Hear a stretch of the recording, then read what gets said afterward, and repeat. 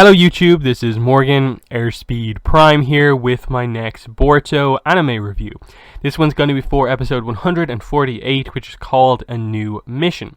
So we're finally into sort of manga content once again. It's been a very, very long time. The end of the Momoshiki arc was episode 65 and 66. And only now, episode 148, are we finally returning to the stuff set up from that arc. It was really notable to just see them kind of flash back to effectively events that would have happened back in episode like 65, 66. Here, nearly 100 episodes later. Just Sasuke referencing the idea of like, if anything happens, like let me know. It's weird that you and I were the only two people that noticed like Momoshiki kind of what he said basically after his defeat, emphasizing the karma mark on his hand, which of course everyone who's read the manga knows a little bit more about than we do currently right now in the anime. But still, the fact is that it hasn't come up really as a plot point the entire time since then. Only now are we really acknowledging that it's not just like a visual thing on Boruto's character design. It's actually going to be a very important thing. Because the only real reference to it is like the very first episode of Boruto and the flash forward into the future of like Boruto versus Kawaki, and that clearly it's the same power. This is basically from here on out where we're starting to get into the idea of like what this power is. Again, this is sort of more of an introductory arc to the bigger stuff going on, but it's definitely a good arc. It's just not the best one in Boruto, is what I'd say. Because as you can see from this one, this was a very extended out episode compared to the manga chapter that this one covers. It left out a few things, added in a few extra scenes, but in general got the main point of the chapter across. That we're continuing on directly from last week's episode of the Mujina Bandit investigation. And so them starting off with the team hunting down some of the other members, and then ending with the idea that the Mujina Bandit has now confirmed that the daimyo of the Land of Fire is in the Leaf Village. They're now going to activate their plot. It sets up that, this is what we're going to be dealing with. What exactly is the plan of Shojoji and the Mujina Bandits in relation to the daimyo? Are they trying to kidnap him or what? So that's the plot that we're going to get going, and how it relates to what we like just had. That the prison arc wasn't just for nothing; it was set up so we had full context for what's going on here. But yeah, most of this arc was about introducing us to Tento, who is the son of the daimyo. And the idea of like, okay, he's a spoiled rich kid. That's his character arc. But there's a little bit more going on, because you can see that like, okay, they're reintroducing us to the X cards, the Ninja Extreme card game, which we had previously. It was a filler episode about the kids wanting Shino to be put on a card, and them asking Denki's father, who runs the company that makes the cards, to make sure that Shino got a card, and eventually it happening at the end, of course. But then, it kind of backfiring on them because, oh, wait, yeah, we want him to get a card, but we don't want to keep pulling the card every single time in a pack. So, that was cool, but it coming back here and it being used in a slightly more interesting way of like, okay, Boruto has this unique trait where he seems to constantly, every time he opens a pack, pull the very, very rare 7th Hokage Naruto card, like the rarest card in the set or whatever, and he reveals basically that, over the course of the 2 he pulls here from the 2 packs, plus he says he has 5 earlier, he actually opened 7 copies of this card, which is crazy. 7th Hokage, he has 7 copies of the card, even though he gave 2 of them away. Still, cool, the numbers add up correctly. But that there is one card specifically that Boruto wants. So what character is it? You could probably figure it out if you've been following the show, and you know which characters Boruto looks up to compared to his father. So there's that significance. The other thing then is Tento.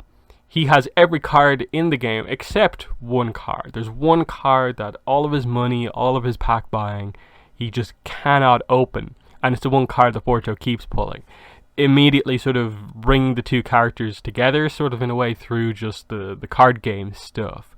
But character-wise, there's also a reason as well, because he immediately, his reaction to meeting Boruto for the first time and what Boruto says to him gets him intrigued, especially once Tento discovers that Boruto is Naruto's son. He does his usual sort of almost manipulation tactic of like, oh, if someone sort of gets one over on him or doesn't agree with him, he'll use his position, his money, to put them in an awkward position so that they'll be like indebted to him in some way. And this is his sort of way of potentially trying to annoy Boruto into giving him the card. Because Iwabe, earlier on in the episode, wasn't going to give it to him because, again, it's the significance of, like, Iwabe values that card, even though Boruto just so casually handed it to him. It's important to Iwabe because Naruto is the character that Iwabe looks up to and he wants to become like, in terms of a powerful shinobi. So he's not going to give it away no matter how much money is offered to him by Tento. And so you see the tactics that Tento pulled of like, oh, you're going to get food here. I'll buy that restaurant and deny you that food. You're going to the burger place. I'll buy that too. Deny you the food there as well. All his kind of tactics to try and pressure Iwabe into giving him the card or selling him the card, which Iwabe doesn't agree to. And then again, Boruto comes in and sort of breaks through to him on a little bit more of the level of like still getting across the idea of the game is important to me because ultimately, yes, there's one card that I specifically want, but also I want to become a powerful shinobi so that the game, they'll want to make a card of me and that card will be the best card in the game. That's it's a different angle on it, but one that sort of makes sense, I suppose, to someone like Tento. So I did like that sort of stuff of how they're brought together. There's a bit more depth to the characters here than, say, the original Naruto arc, where Naruto had to, help the guy with the money bags, no jutsu kind of thing, where he just tossed money and had the people around him, do what he wanted to.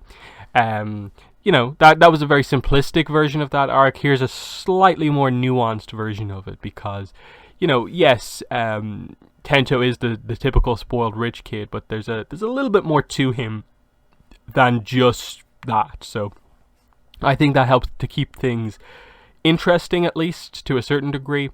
But yeah, like it wasn't the most like eventful episode because they did extend it pretty heavily from the original chapter to include a lot more scenes with Tento, focusing on the card game and other scenes here and there. But I think it hit the main points of like, okay, remember the mark on Boruto's hand, like, because like it's so easy to forget that like if you have not been reading the manga, you could absolutely forget that mark is actually an important plot point from like nearly 100 episodes ago. Like it is pretty crazy, but that like you forget that like, oh yeah, Boruto was the one who killed Momoshiki. So Momoshiki basically seemingly like back then like almost cursed him with this mark and then gave him that prophecy of like those blue eyes will one day like take everything from you. And it's like, oh, there's this kind of destiny prophecy of Momoshiki towards Boruto. What does it mean? We're finally going to get into like, oh, the mark is going to do something now. Because again, like the karma mark has only really had significance in like the very first chapter and episode of Boruto, where we have the flash forward kind of scene showing Boruto versus Kawaki, that clearly is like a karma mark based power type thing. And then if you read the manga, like it hasn't really been made clear because the anime has mainly been focusing on the Jogan, the eye power that he has, more so than anything, which that is a power that the manga hasn't really been focusing on. So there's this kind of, distinction in a way between the anime and the manga, and they haven't brought it all together just yet. So hopefully the anime, seemingly going more in depth on things, is finally going to address, how they both link together. I don't want to go into the details right now because it would be more spoilers for manga stuff if you haven't read it yet. But yeah, like I think that's most of the episode. Like we had a couple of little action scenes. Like we got to see Sarada sort of messing around with one of the Mujina bandits. You know, Mitsuki kind of grabbed one of them. Boruto came in. He was distracted thinking about the mark and what was said to him, so he sort of messed up the mission by properly defeating them instead of just letting them get away and following them. Outside of that, probably the only other thing is just like that the one slightly sympathetic thing for Tento was just that clearly his father, there's a slight sense of him sort of ignoring Tento, so he doesn't get much time with his father, so that's something sympathetic and maybe helps to explain why he's always kind of solved his problems with money, because his father hasn't been there for him, so all he knows is the money. So, you know, there's stuff there, there's a little bit of depth. So yeah, we're in this situation now. Boruto is Tento's bodyguard, and an attack is about to come in from the Mujina bandits. So we'll see exactly what happens. And I think the main thing for me with this arc is I'm just very interested in how many episodes it ends up being. Because my impression has always been that when they finally got around to the manga content, they're going to blow through it very, very quickly, because the manga, its pacing is kind of fast at times, slow at times, but in general doesn't really use its page count particularly effectively, and so you can get through a lot of content super quickly. That again, Boruto has 40-page chapters, but like this one episode covered basically all of chapter 1 without really leaving much out. There's like a little scene here or there where like we could have done with that one being in there, but they can come back to it. They can fit it in at a different point. They did slightly reorder things a little bit here because they, of course, had more scenes with Tento. But for the most part, it was fine. This arc definitely takes a little bit to get going, but once it does, it's a pretty good arc. So definitely, you know, we're here. We're back manga content. Finally, some like excitement, and not just like us hoping that one of these filler arcs ends up being better than we think it is. This is kind of proven content. It's going to be good. There's going to be some big scenes, and still arguably though the focus is going to be on the arc after this one ultimately. But in the comments, let me know what your thoughts were on this episode. But that's been the video. Thanks for watching, and bye.